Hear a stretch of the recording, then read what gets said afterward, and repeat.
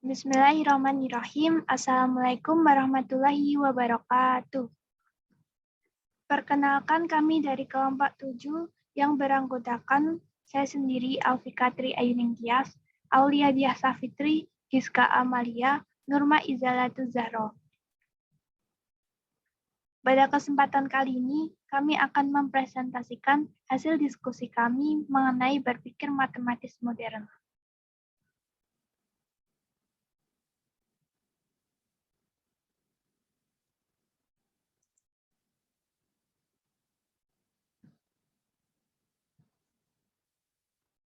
Metode berpikir matematis modern atau yang dikenal dengan metode postulasional atau metode aksiomatis. Aristoteles pada abad 384 sampai 322 semi Masehi adalah orang pertama yang memikirkan secara serius sifat aksioma itu. Dimungkinkan pula bahwa pengkajiannya itu sangat terpengaruh dari hasil karya Plato atau gurunya. Pertimbangan yang cermat bukan saja pada bahasan aksioma, akan tetapi juga pada bentuk suatu pernyataan primitif. Menurut persetujuan bersama, bentuk itu adalah proposisi logis, yakni pernyataan yang menerima atau menolak suatu subjek. Bagaimanapun, masalah ini langsung timbul kesulitan. Pernyataan dua titik menentukan sebuah garis lurus adalah aksioma yang biasa dikenal dalam geometri. Asersi ini tampaknya mengiyakan, tetapi harus diingat bahwa kata-kata titik dan garis adalah kata-kata yang tidak didefinisikan. Jadi, kata-kata ini tidak mempunyai makna. Selanjutnya akan dijelaskan oleh Nurma Izalatu Zahro.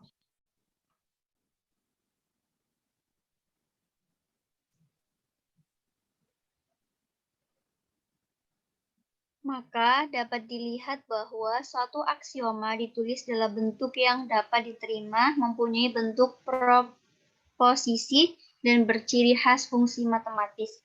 Jadi, aksioma dikatakan sebagai sejenis fungsi proposisional.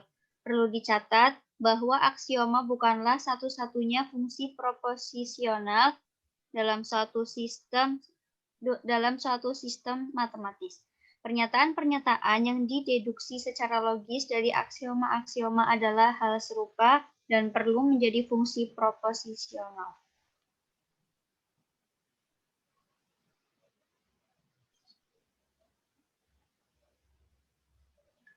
Persyaratan aksioma dalam sistem matematis. Sejak awal perkembangannya sampai kira-kira abad ke-16, matematika tidak pernah mengenal kreasi matematika baru. Sehingga orang mengatakan matematika adalah statis. Tetapi pendapat ini menjadi tidak benar sebab setelah abad ke-17, Descartes menemukan geometri analitik. Lebih-lebih setelah Bolyai dan Lobachevsky menemukan geometri non-Euclid. Ini memicu tumbuhnya metode postulasional atau metode aksiomatis pada abad ke-19. Permunculan metode ini dipandang sebagai fajar menyingsing perkembangan matematika. Mulai saat itu, hampir setiap hari dikreasikan matematika baru. Selanjutnya akan dilanjutkan oleh Mbak.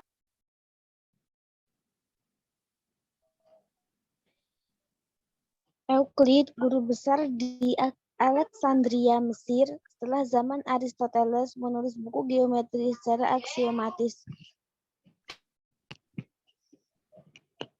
Namun perangkat aksioma buatan Euclid masih kurang rigor atau tajam. Nah, kurang rigornya ini disebabkan diberikannya definisi tuntun penyusun aksioma. Contohnya, melalui dua titik yang berlainan, hanya terdapat satu garis lurus yang menghubungkan keduanya. Kemudian ia mendefinisikan titik adalah sesuatu tidak memakan tempat. Pembuka jalan metode aksiomatis adalah Bolyai dan Lobachevsky dalam buku mereka Geometri Non-Euclid. Tetapi yang dianggap pelopornya adalah Peano dan Moore dari Amerika Serikat, sedangkan Hilbert yang paling berpengaruh. Next.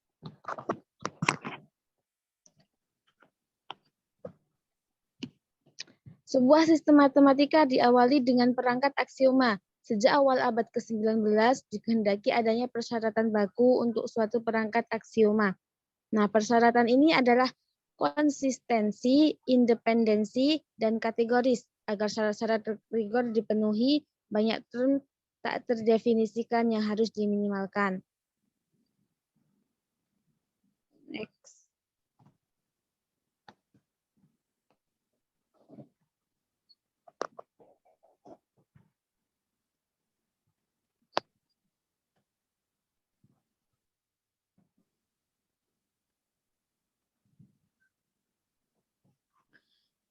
Perangkat aksioma dikatakan konsisten, independen, dan kategoris. Yang dimaksud perangkat aksioma dikatakan konsisten jika tidak ada jalan logis yang mendeduksi kontradiksi di antara proposisi yang dihasilkan. Kemudian yang dikatakan independen jika setiap proposisi dalam perangkat aksioma tidak dapat dideduksi dari proposisi-proposisi lainnya dalam perangkat itu. Dan yang dikatakan dengan kategoris jika dapat dibentuk isomorfisme dari himpunan-himpunan yang dijadikan secara aktual dari perangkat aksioma. Nah, selanjutnya akan dijelaskan oleh Mbak Giska Amalia. Sudah beneran, yuk mulai, nggak apa-apa. Baik, akan saya lanjutkan. Peran logika dalam sistem matematika Pythagoras mengusulkan adanya konsep untuk bukti yang baku dan jelas, dan disetujui oleh semua pakar. Aristoteles menyusun hukum dasar logika yang pertama kali. Ternyata, hukum dasar itu identik dengan perangkat aksioma. Term tak didefinisikan dalam aksioma disebut kata primitif dalam logika. Dengan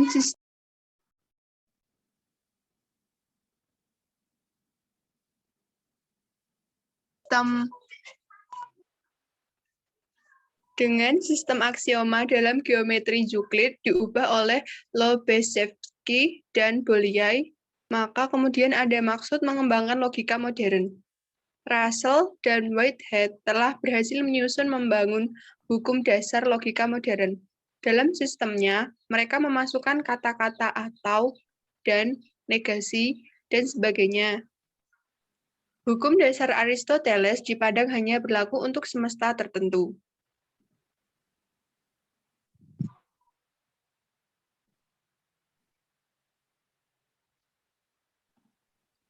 Hukum dasar logika modern bersifat semesta. Lukasiewicz berjaya menyusun sistem logika modern dan didapat banyak keuntungan. Maksud dari hukum dasar logika modern bersifat semesta, artinya semua matematika dan sains dapat menggunakan hukum dasar logika modern guna menarik kesimpulan dan tidak tergantung jenis logika yang digunakan. Keuntungannya tidak perlu lagi menggunakan tabel-tabel matriks, nilai kebenaran untuk setiap kemungkinan, dan dapat langsung untuk sebarang nilai kebenaran komponen-komponennya.